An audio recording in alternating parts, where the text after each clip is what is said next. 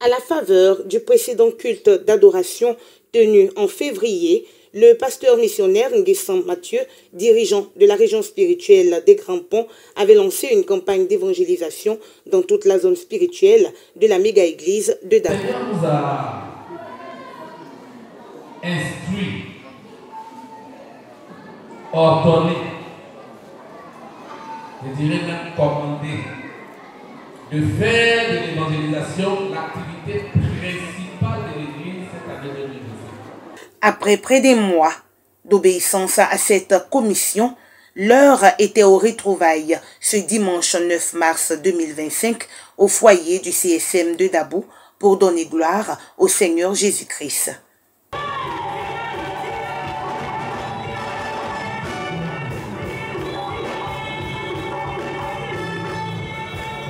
Ce sont environ 1000 personnes qui ont participé à ce deuxième culte de louange et d'adoration depuis le début de l'année de la méga-église couvrant la zone spirituelle de Dabo et ses villages, Jacquesville et toute la banlieue de Sangon.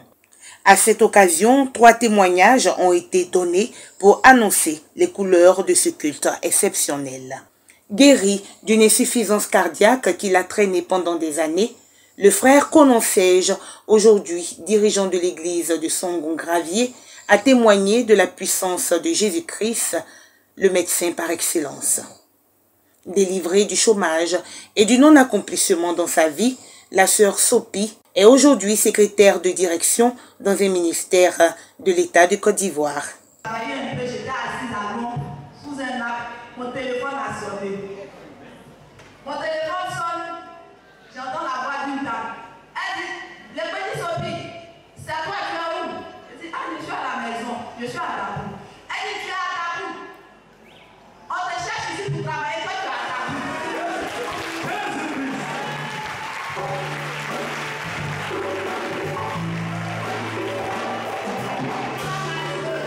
Les stocks de lait et de sacs de riz qui s'épuisent considérablement sans qu'on ne sache qui les consomme, la succession de maladies dans la famille qui engrange d'énormes dépenses était le quotidien du couple Ngouan jusqu'à ce qu'il rencontre le Seigneur Jésus-Christ et qu'il soit délivré de la pauvreté extrême. Après ces témoignages est venue l'heure du ministère de la parole. Arrivé en Côte d'Ivoire pour prendre part à la 2e édition de l'Académie pastorale qui se tient à Atiekwa depuis le 1er mars, le pasteur Albert Congo, missionnaire de la CMCI France et invité spécial de cette adoration, a eu l'insigne honneur de rendre le ministère de la parole à la méga-église de Dabo. Et donc pour le ministère aujourd'hui, nous avons l'insigne honneur de recevoir avec nous, comme je l'ai dit, un aîné. Il s'agit de notre missionnaire, le premier missionnaire à avoir été envoyé en France. Notre missionnaire de la France, c'est un aîné, c'est papa, et je l'appelle affectueusement papa Albert Congo, que j'appelle.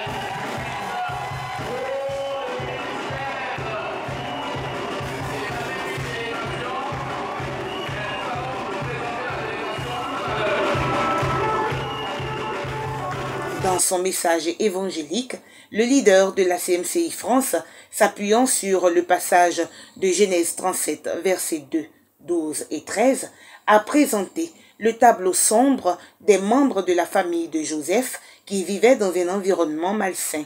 Cependant, Joseph ne s'est pas laissé impacter par l'usure de cet environnement parce qu'il avait choisi la justice de Dieu. Dieu est amour et lui seul, au travers du Seigneur Jésus-Christ, délivre de l'environnement malsain.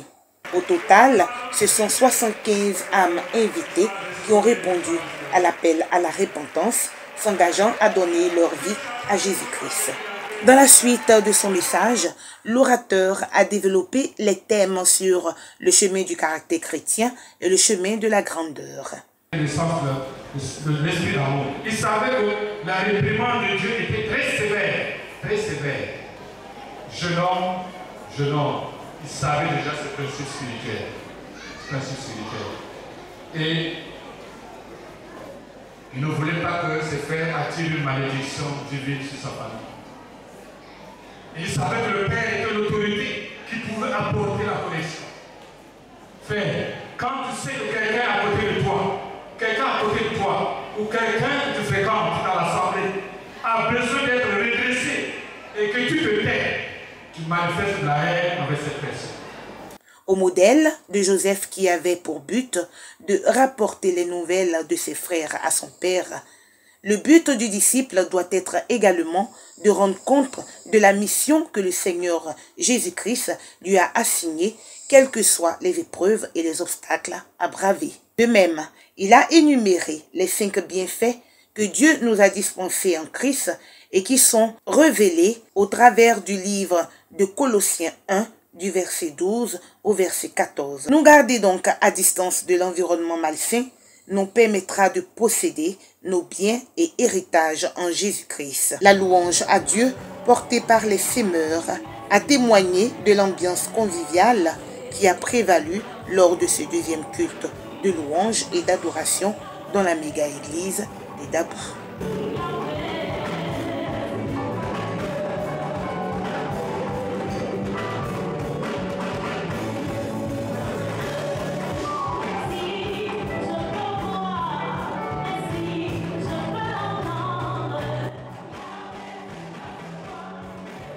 Gloire à Dieu. Nous venons de finir notre adoration d'ensemble. C'est un grand culte d'action de grâce, un culte de la méga-église, notre méga-église, l'église de Dabou et Songon et Jacques. Ça s'est vraiment très bien passé.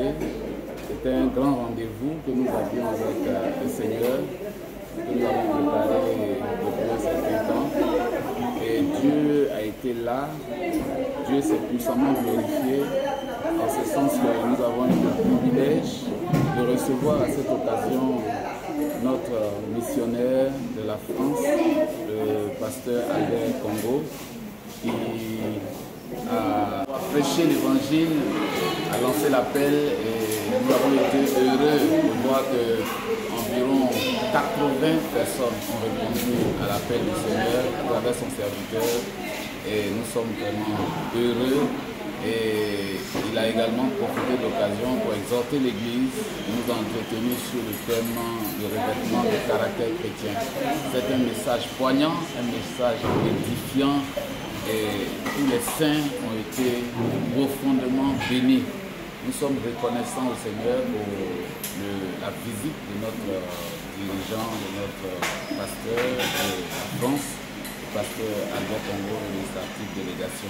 Je suis le frère Albert, je suis venu à l'académie pastorale et le frère Mathieu Nguessan m'a invité fraternellement à venir partager avec le frère Dabou. Et j'ai été vraiment satisfait, impressionné même par le style de vie de l'église de Dabou. Habituellement, nous avons l'habitude de voir l'église d'Abidjan, l'église de Côte d'Ivoire au temple d'Adjamé. Et là, nous sommes venus en dehors d'Abidjan vivre vraiment la vie d'une église locale.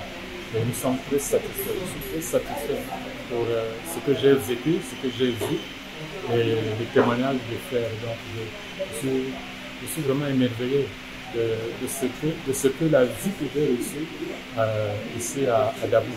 La louange, on a l'habitude d'avoir de voir les sonneurs sur l'estrade d'Adjamé. Et là, j'ai vécu la louange de près avec les sonneurs de Dabou. J'ai été vraiment impressionné et je rends grâce au Seigneur parce que c'est une expérience que je ne vais pas oublier. Merci beaucoup. Merci.